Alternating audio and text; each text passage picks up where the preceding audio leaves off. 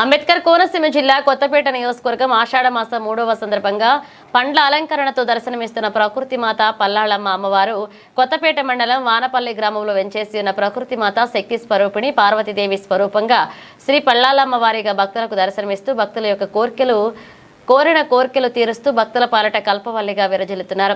అమ్మవారి దేవస్థానం ఆషాఢ మాసం 3వ ఆదివారం సందర్భంగా అమ్మవారికి వివిధ రకాల పండ్లతో అలంకరించారు. ఈ సందర్భంగా ఆలయ కార్యనిర్వహణాధికారి మహేంద్ర మాట్లాడుతూ ఆషాఢ మాసం మొదటి వారం పసుపు కొమ్ములతోనూ, 2వ ఆదివారం గాజులతోనూ, 3వ వారం వివిధ రకాల పండ్లతో అలంకరించారని, 4వ ఆదివారం అమ్మవారిని శాకాంబరి అమ్మవారిగా దర్శనమివ్వనున్నారని తెలిపారు.